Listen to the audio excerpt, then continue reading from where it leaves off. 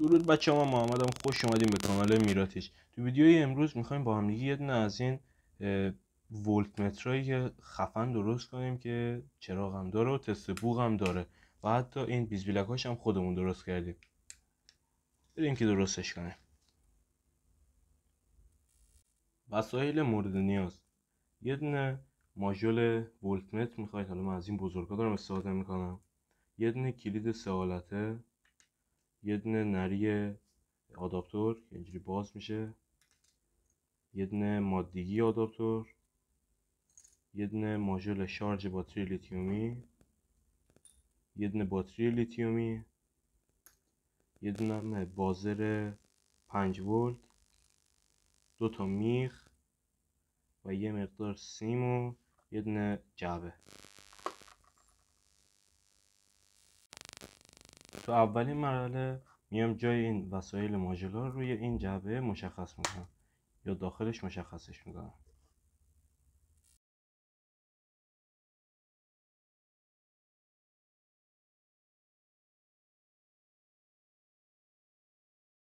خیلی خوب، حالا که ما این جاهاشون رو مشخص کردیم، با یک کاتر یا تیزبر میگیریم کل این جایی که میخوایم سوراخ بشه رو سوراخ میکنیم. فقط بازر من میخوام این نقطه وسطش سوراخ بشه، نمیخوام کلش رو سوراخ کنم.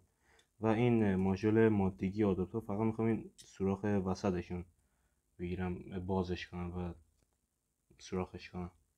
خیلی خوب، ما اینا رو قشنگ گرفتیم، سوراخ کردیم، همه جاهاشون در آوردیم. حالا میریم این ماژولا رو داخل این جعبه جا بزنیم، بعد میریم واسه لیم کاری. من جای این نمایشگر ولت متر در نیاوردم چون میخوام همین مدلی از این جاش در میارم و همینجوری میچسبونم داخل، از داخل میچسبونمش اینجا به این شکل. خیلی خوب، بریم که بچسبونیمش. خیلی خوب، ما این چسبکاری‌هاش هم انجام دادیم. حالا میریم واسه لیم کاری. اگه هنگام لیم کاری دستام نذاشتیش مثلا ببینید کدوم نقطه رو دارم لیم میکنم، نقشه رو همین اول ویدیو واسهتون میذارم که راحت تر ببینید. بریم که لیمش کنیم. خیلی خوب، اولین کاری که میکنیم 2 تا سیم میدیم به مثبت منفی، یعنی بی مثبت و بی منفی ماژول شارژمون، بعد میدیم به باتری.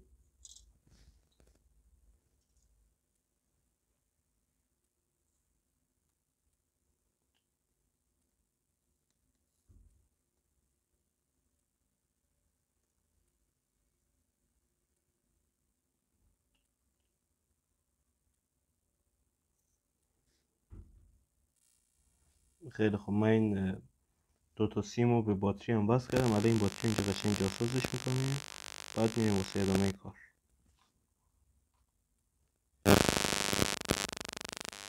خیلی خوب، حالا ما این چسبیم تموم شد. بعد الان این سیم قرمز که مثبت باشه میخوره به پایه وسط کلید 3 حالتمون. خیلی خوب، الان این ماژول ولت متر، این سیم مشکیشو میزنیم به پایه منفی مادگی آداپتورمون. ببینید این وسطیه میشه منفی، اگه معلوم باشه این وسطیه، اون پایینیه نه این وسطیه. بعد از وصل کردن منفی ولت متر، سیم آبی همون منفی باتری میخوره به همون سیمی که مشکی خوردش یا منفی ولت متر.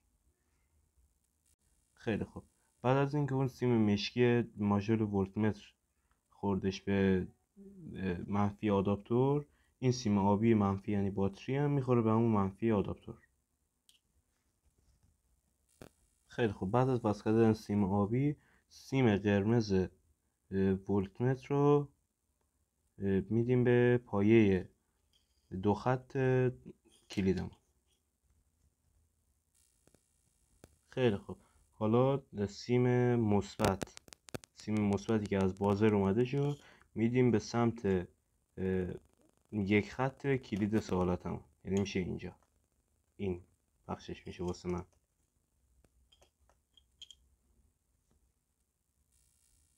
خیلی خوب، بعد از اینکه سیم مثبت بازر رو وصل کردیم، سیم منفی بازر و سیم سفید یا زرد ماژول ولت مترمون رو یکسر میکنیم و میدیم به مثبت مادگی آداپتورمون. خیلی خوب. بعد از تموم شدن کل این کارا، یعنی سیمکشی ها همه لایم که کردیم، میریم سراغ چسبکاری که قشنگ محکمشون کنیم. بعد از محکم کاری که دیگه جا میزنیم و تستش میکنیم.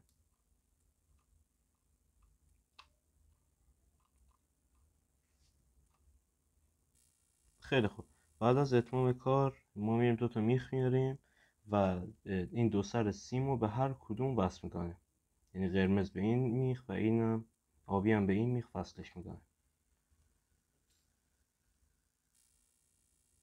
آقا ما اینا رو هم گرفتیم اینجوری درستش کردیم، یه وارنیش هم کشیدیم. این الان قرمزه، این کی هم دیگه آبی به آبی زدیم.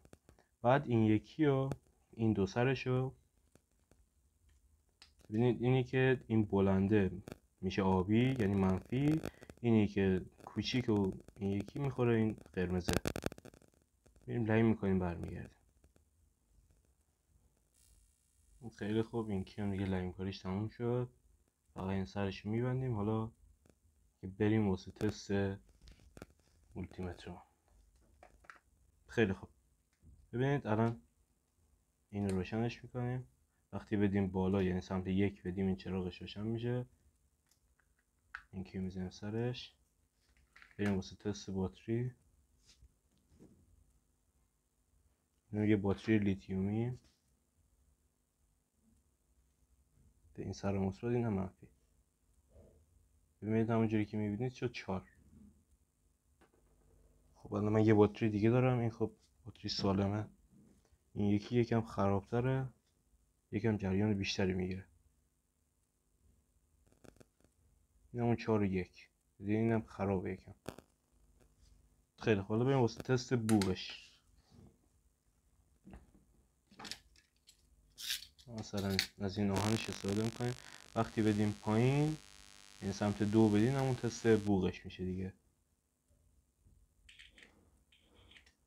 این بازر هم مثل این که خرابه، صداش یکم خش داره.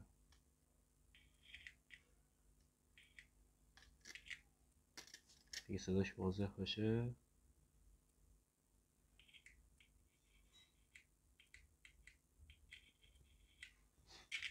خیلی خوب. خیلی ممنون که تا اینجای ویدیو با ما بودین. اگه از این ویدیو خوشتون اومد لایک و کامنت یادتون نره و اگه عاشق ساختنید عضو کانال ما باشین، چون ما بهترین چیزا و بهترین لوازم رو با هم دیگه درست میکنیم.